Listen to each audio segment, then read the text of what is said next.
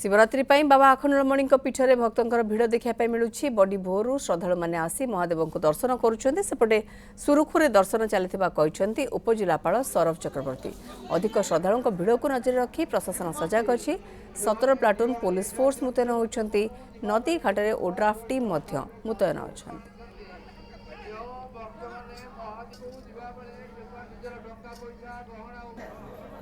समस्त सम्मिलित प्रयास में बर्तमान श्रृंखलित भाव दर्शन व्यवस्था चली आम देखुचु धाड़ी बांधी भक्त मैंने शांतिपूर्ण भाव आसी दर्शन करुँच। सेवायत मैंने सहयोग कर पुलिस प्रशासन 17 प्लाटून पुलिस मुतयन कर ट्राफिक आमर management parking management crowd management police किभली भक्त मान दर्शन कलापर किपरि भाव प्रिमाइसेस भितर को बाट देखी दिया मैंने आराम जापरें।